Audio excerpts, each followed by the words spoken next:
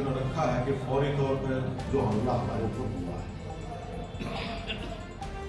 ये इस सरकार के जो चरित्र है, जो कार्यशैली, उसको भी समझने का जरूरत है हमें। ये पहला मौका नहीं है, इसका एक तरीका बन चुका है। अगर थोड़ा सा भी जनता के प्रति, इस क्षेत्र में काम करने वाले लोगों के प्रति अगर इस सरकार की थोड़ी सी भी हमदर्दी होती तो ये क्षेत्र तो बड़ा है, रणनीतिक महत्व का है, लेकिन असंगठित है। असंगठित का मतलब दो डाल है। एक तो संगठित क्षेत्र के रूप में संगठित है, जो कि रोडवेज वह सरकार की बस है, उसके कर्मचारी हैं, उनका कोई वेतनमान तय है, उनके कुछ सामाजिक सुरक्षा के तय है, पेंशन तक तय है, ये संगठित है।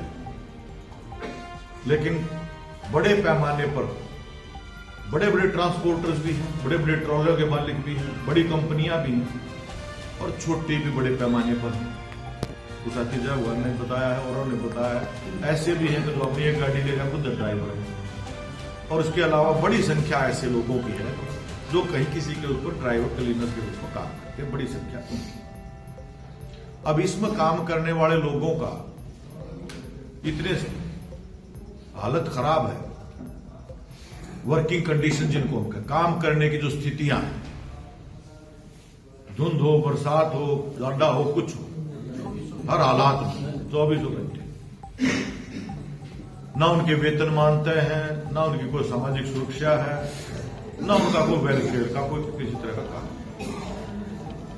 अब देखिए, जरूरत तो इस बात की है कि आज इसके मुकाबले हमदर्दी होती तो सारे देश के ट्रांसपोर्ट क्षेत्र में काम करने वाला ड्राइवर, कंडक्टर, क्लीनर जो भी था, उन सब के लिए कोई एक वेलफेयर बोर्ड बनाया जाता, सभी ड्राइवर, कंडक्टर, क्लीनर उसके बोर्ड के सदस्य बनते, उनके लिए कोई वेलफेयर का काम होता कि भाई कोई उनके बालका की पढ़ाई में, उनके बालका की शादी में, घटना दुर्घटना में, भारी बीमारी में यू बोर्ड का यू फंड इस रूप में होगा।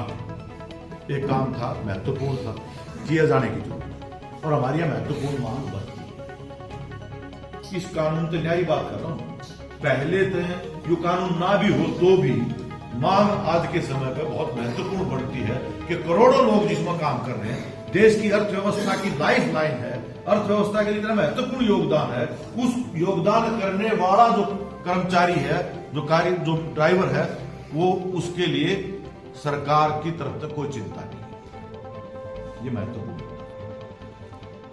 दूसरा मुद्दा इसके साथ, अभी मैं उस पर नहीं जा रहा हूं कि मालिकों का मारा किसका क्या, बड़े हैं, छोटे हैं, क्या है, उस पर नहीं जा रहा, पर मैं अभी तो फिलहाल ये कह रहा हूं कि सबके लिए, उसमें ट्रांसपोर्ट के मालिकों के लिए भी कोई दिक्कत नहीं है, उसमें काम करने वाले जो उसके ड्राइवर, कंडक्टर जो भी हैं, उनके लिए इस तरह का हो तो किस ट्रांसपोर्टर ने एतराज हो सकता है, और क्यों होगा? नहीं होना चाहिए। एक तो बात, दूसरी बात जो कानून की कड़ी है, इसकी मैं कह रहा था कि यह कार्यशैली बन मोदी सरकार है, ये पहला मौका है, ये उनका तरीका बन चुका, बिल्कुल राजा की तरह से, राजा के मुंह से जो लिकड़ गया वो एक कानून, या स्टाइल बनी। हमारे पुरखों ने गर्दने कटा करके सैकड़ों साल की गुलामी के खिलाफ लड़ते हुए, और उसमें से एक भारत का नक्शा बना, एक संविधान बना। यू भारत बहुत विविधताओं का देश है, इस कोई नहीं कहता था देश एक होगा, लेकिन इस आजादी अंग्रेजों के खिलाफ लड़ते हुए इकट्ठे हुए हो।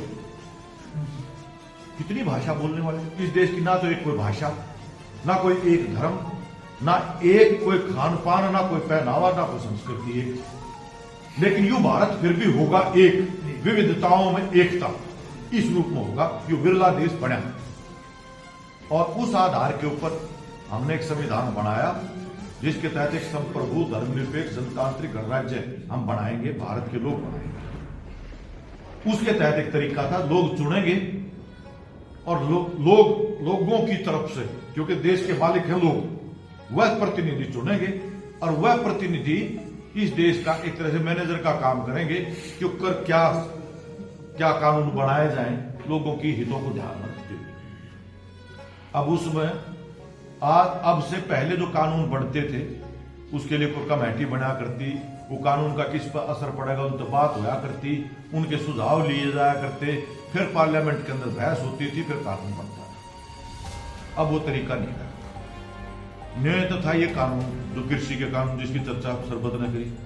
अध्यादेश आया था पहले, तो अध्यादेश 6 महीने खातिर कानून होता है, राष्ट्रपति की तरफ से सरकार बना के बिना किसी तो चर्चा करे अध्यादेश आया। उस समय पर जब कोरोना था, फिर उस समय पर बिना वोट गिरवाए मांग थी इस पर वोट पड़नी चाहिए, भाई आज पास नहीं होना चाहिए कानून, ज्वाइंट कमेटी के पास उसको बिना वोट गिराए कानून पास करवा दिया।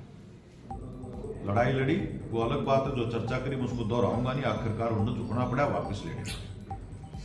मजदूरों के कानून अंग्रेजों के खिलाफ लड़ते हुए शहीद भगत सिंह ने, जिसने आप याद करा, जो पर्चा डाला था वो ट्रेड डिस्प्यूट बिल के खिलाफ डाला था। मजदूरों की हड़ताल करने का, आंदोलन करने के अधिकार पर प्रतिबंध लगाने की अंग्रेज सरकार लेकर आई थी। उसके खिलाफ वो पर्चा पार्लियामेंट में उस समय पर जो धमाका किया था, वो पर्चा उस समय लड़ाइयां तब से जारी। हमने यूनियन बनाने का अधिकार अंग्रेजों से लड़के लिया, काम के घंटे तय होंगे अंग्रेज लड़के लिया। उसके बाद आजादी के बाद भी लगातार लड़ाई लड़के कोई न्यूनतम वेतन होगा, उसके कोई कानूनी तरीके होंगे, काम के कोई घंटे होंगे, कोई त्योहारी छुट्टी होगी, साप्ताहिक छुट्टी होगी, वगैरह वगैरह।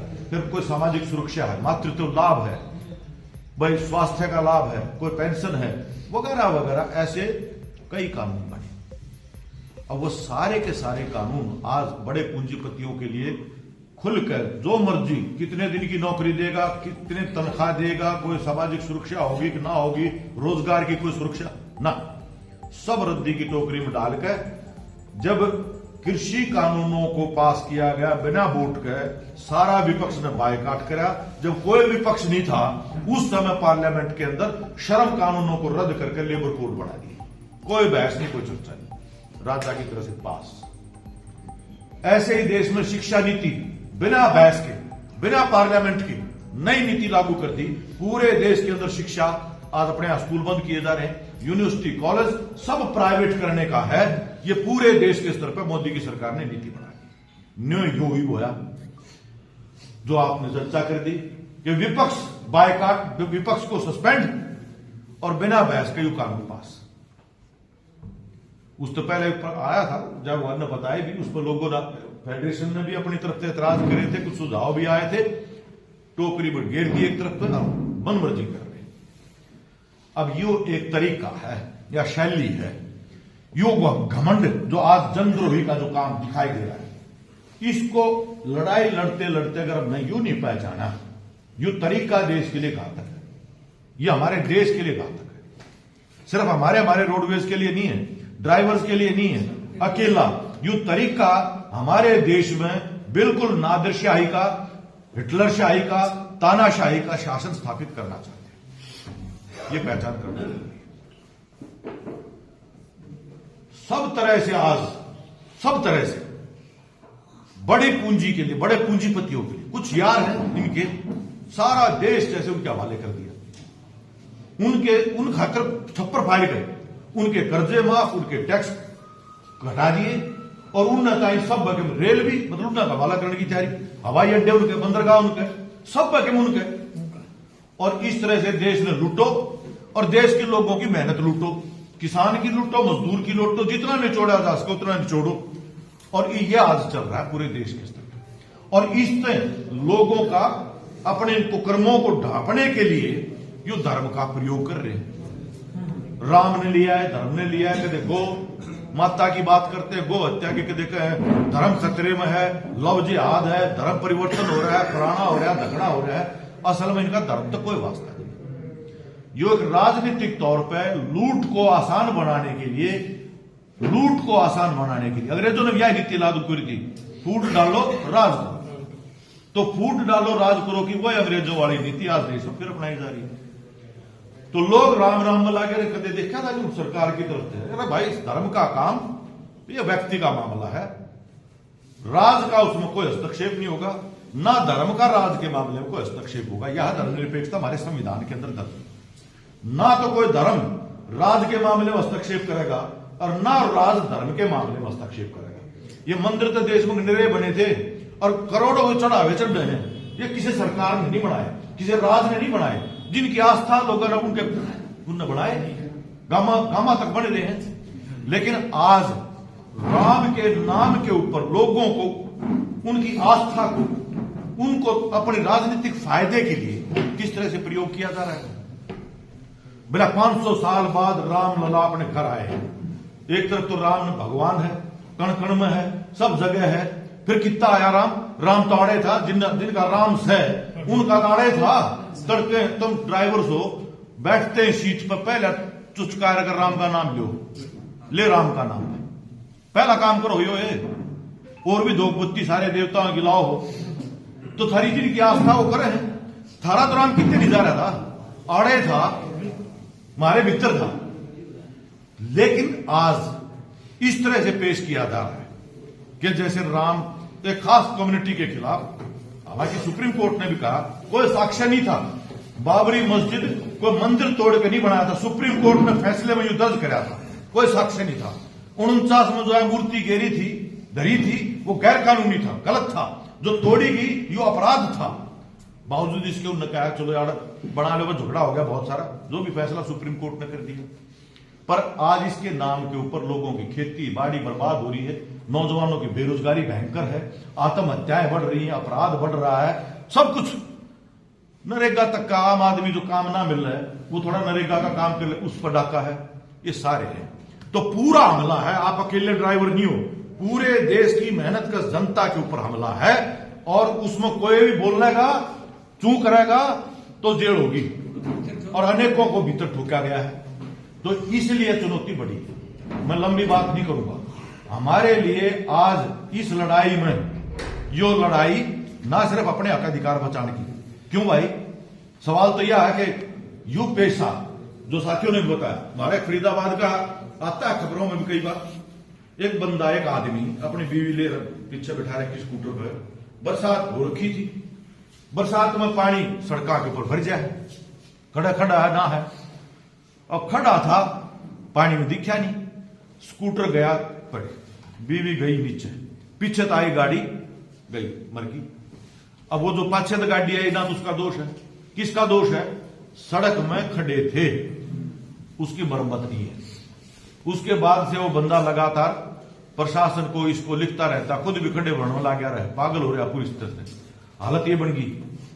तो हमारी जो दुर्घटनाएं हैं, खासतौर पर जो पेशावर ड्राइवर हैं, उनने तो बेरा है, जिंदगी जीविका इसके साथ जुड़ी हुई है, कोई जानकर लापरवाही ऐसे नहीं करता क्योंकि उसकी जीविका प्रभावित होती है। ड्राइव ऐसे नहीं होता। अनेकों कारण हम उसके ऊपर नहीं जा रहा, जिसकी वजह से एक्सीडेंट होते हैं, जिसके लिए उन कारणों को दूर करने की जरूरत है, ना कि ड्राइवरों को जेल में गिरने की। ये कानून बिल्कुल सरेआम गलत है और इस हिसाब से यह मौका है अपने पास कि इसमें अच्छी बात यह है कि सारे लुटे पुटे कुटे आज इकट्ठे होने लगे। किसान चाले थे जब ये कानून बना, जब एक का नारा लाओ थे, जय किसान, किसान एकता जिंदाबाद, मजदूर का नाम नहीं था। वो न्यू कहे थे, उनका न्यू मानना था हम जावांगे और मोदी कोडा हो जाएगा। आज तैयार होती क्योंकि किसाना के आगे ताकत सरकार की नहीं थी।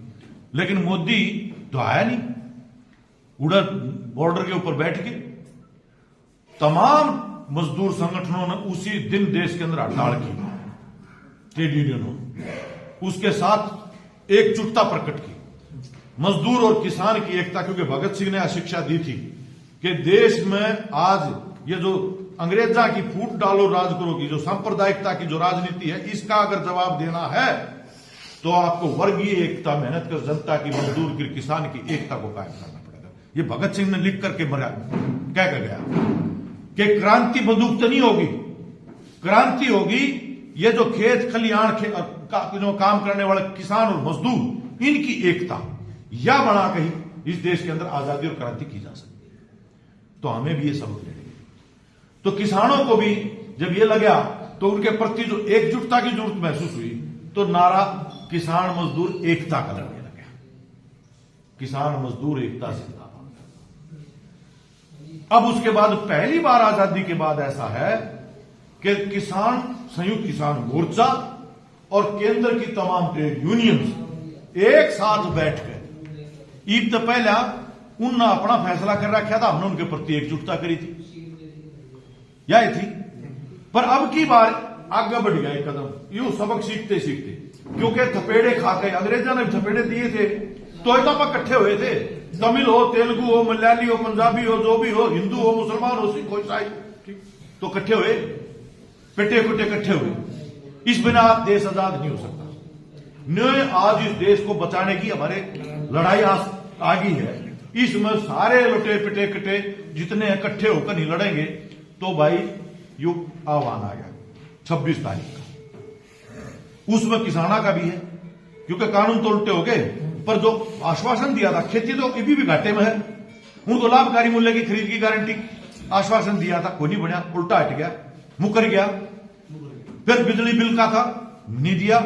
शहीदों को मुआवजा देने की बात थी, मुकदमे वापस लेने की बात थी, वो तो अभी भी मंत्री बना बैठा है, जिसके छोरे ने जीप चढ़ाई थी, मारे थे किसान, वो तो अभी भी मंत्री है। तो उनकी अपनी शिकायतें हैं किसानों की। इसी तरह हमारे जितने ट्रेड यूनियंस हैं, मजदूरों का ना कोई न्यूनतम वेतन, ना कोई काम के घंटे रह लेता है, ना कोई न्यू बेरा कैडरी की नौकरी है, सारे रोजगार कच्चे कर दिए। सरकारी विभागों में भी हालत कर दी। आड़त हरियाणा में तो वो कौशल रोजगार निगम बढ़ा दिया, पक्का व्यवस्था करती, कच्ची नौकरी की पक्की भर्ती नहीं करेगी, कच्ची होगी, और उसका कोई वेतन, उससे वो काम करनिया। दूसरा कर्मचारी जो पक्का है वो तो ले 70,000 और इसने मिले 20,000, या पक्का व्यवस्था कर दे। तो इन सारी चीजों ने देखकर अब आज जरूरत है कि अपनी ताकत का प्रदर्शन करा। 26 तारीख को जो आह्वान किया गया है उसमें हम पंजे जोड़ गए, किसान भी, मजदूर भी, आप सब लोग अपने अपने साधन लेकर, और सरकार तो बड़ी परेड देश में होगी। वह परेड भी मारी है, आधी अच्छी सरकार है। गणतंत्र दिवस तो मारा है, इनका थोड़ा ना मोदी का, इनकी तो आरएसएस थी, इनने तो कदे देश की आजादी में कोई भाग लिया नहीं, अंग्रेज आगे गिला थे। तो यू गणतंत्र दिवस तो देश की जनता का, जिनके पुरखों ने फांसियां खाई, जेल गए थे, मारा है। इसलिए हम उसमें कोई हस्तक्षेप नहीं करेंगे, उसमें भी नहीं डालेंगे, लेकिन हम अपनी परेड कराएंगे, अपनी एकता की परेड। एक तो आप लोग उसमें अपनी ताकत के साथ जुड़े। आड़ेत है रुका करना, थोड़ी बहुत भी उसमें अगर सद्बुद्धि आई तो 31 तारीख तक संसद शुरू होगी, तो इस उनको मौका है। 31 ने संसद शुरू होगा, ये कानून रद्द हो सकता है। अगर फिर भी घमंड रहा तो उस घमंड ने आगे तोड़ेंगे, उस घमंड ने फिर तोड़ा है।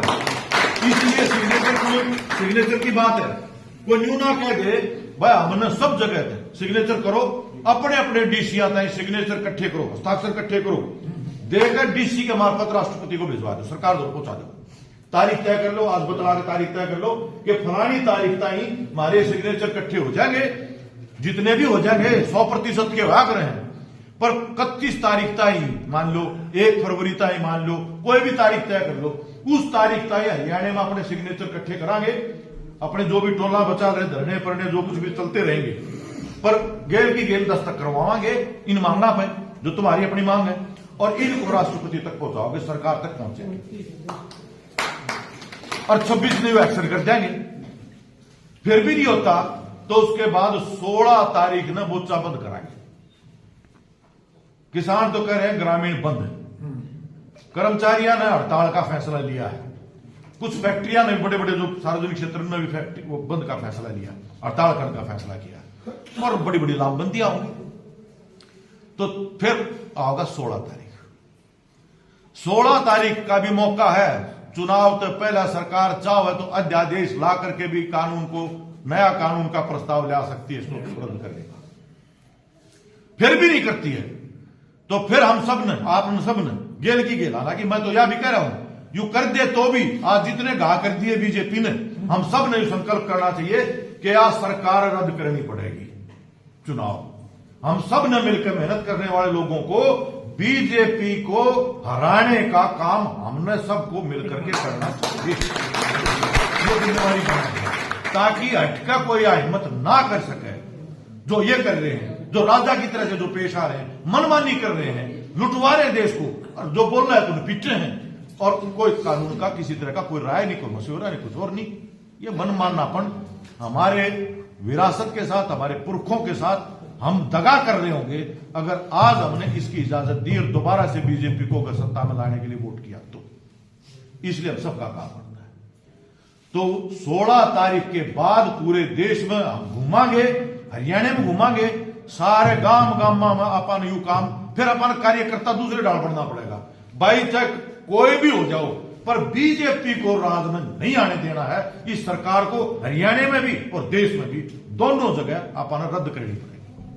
ये महत्वपूर्ण काम है, वरना देश को आज अंदर से तोड़ा जा रहा है। बाहर का दुश्मन उतना खतरनाक नहीं, जो देश के अंदर जो आज को काम किया जा रहा है, ये सबसे खतरनाक, सबसे खतरनाक। इसलिए इस देश को बचाना है। इस देश की संवैधानिक व्यवस्था जो हमारे बनी थी उसको बचाना है, और साथ साथ ही अपने ये जो जिसके हमले जिस तरह के उनको भी अपन उठा तभी मोड़ पाएंगे जब आप मिल करके जो काम करेंगे। तो इसी अपील के साथ, और एक बात और कहूंगा, वो यह है, अगर संभव हो पाए, क्योंकि पता लगा है कि हमारा जो साथी है, ये ड्राइवर कल्याण संघ का प्रधान है हरियाणा का, जिसका प्रस्ताव जय भगवान ने रखा, क्योंकि उसका वो मुसलमान है, सिर्फ इस वजह से, क्योंकि वो मुसलमान है, मेवात से सबसे ज्यादा ड्राइवर है हरियाणा में। सबसे ज्यादा ड्राइवर कहां? मेवात के, क्योंकि और कोई रोजगार से तो ड्राइवर ही करे। उसको आपका प्रधान है, आपकी लड़ाई तो खिजी पड़ी है, तो पहली बात है कि तुम बोल ले, और ऊपर तो वो मुसलमान भी है। उसको अब बता रहे हैं कि जो नूह के दंगों में भी उसको फंसा लिया है, तो उसका बहाना बना ताकि तुम्हें डराया जा सके। तो ऐसे मामले में एक कोशिश हमें यह भी करनी चाहिए, कितना हम कर पाएंगे सारे हरियाणा में कराएंगे, लेकिन नूह में क्योंकि दबाव है ज्यादा सरकार का, लोग डरे भी हैं, पर फिर भी अगर आप जो भी संपर्क जितने भी हो सके हैं जिला की, तो कई सभी जिलों की आप मीटिंग कराएंगे, कमेटी बनाओगे, हर जिले में तालमेल भी। एक तो है हमारी अपनी यूनियन, तो जिसकी कमेटी का चुनाव बाद में करेंगे, लेकिन आगे भी 2-3 संगठन आ रहे हैं। जितने भी संगठन जिलों में जो भी ड्राइवर्स के हैं, वो टैक्सी ड्राइवर्स का है, वो प्राइवेट बसों का है, फिर ट्रकों का है, तो जो भी है, जो भी जितनी भी यूनियन एसोसिएशन है, उनकी गेला एक तालमेल बनाई। जो सरबत कह रहा था ना, किसाना के भी 500 संगठन थे, आपस में मतभेद भी थे, बोलचाल भी नहीं थी लड़ाई की, तो पर आखिरकार लड़ाई साझे की आ गई, तो इकट्ठा बैठना पड़ा, लड़ाई लड़नी पड़ी। होंगे डिफरेंसेस, मतभेद होंगे, लेकिन जितनी भी एसोसिएशन है, तुम चैंपियन बनो, पहल करो, हर जिले में कौन कौन से संगठन है उन्हें बुलाओ और एक तालमेल कमेटी भी बनाओ। हमारी भी यूनियन की कमेटी बनेगी, आपकी भी तालमेल कमेटी बनेगी, अपनी तुम मेंबर करो, ये अपने मेंबर बने, वो एक काम चल रहा है। तो तालमेल कमेटी बनाते हैं, लेकिन नूह के स्तर पर खास तौर पर हमें विशेष प्रयास है, क्योंकि वहां अलग तरह का वहां सांप्रदायिक आधार के ऊपर भी हमला है। वो विश्वास दिलाने के लिए भी वो अकेला नहीं है, ऐसे छांट का हमला करेंगे। अगर हम उस पर नहीं बोलेंगे, हम उस पर पहल कदमी नहीं करेंगे, तो भाई फिर नूह में जो ड्राइवर्स है वो थारी गेला क्यों जुड़ेंगे? क्यों जुड़ेंगे? नहीं। तो इसलिए हमें विशेष प्रयास नूह के स्तर पर करने चाहिए, मिलकर करने चाहिए। जितने भी जो जान पहचान संपर्क जिसकी भी है, कोई तारीख आपस में बतला के धरो, कोशिश करा, उड़े एक मीटिंग करा, और उड़ा कोई अलग से भी एक्शन आपा कर सका, इस्तेनारा भी ना, तो 26 तारीख आला तो बढ़िया ढाल करे सका, हाँ 26 आला तो करे सका उड़ेगा प्रशासन, जिसमें एक मांग यह भी होगी कि हमारा इस यूनियन का प्रधान के ऊपर झूठे मुकदमे रद्द हों और उसकी रिहाई की जाए। ये मांग धन्यवाद साथियों, बहुत बहुत शुक्रिया। इंकलाब जिंदाबाद।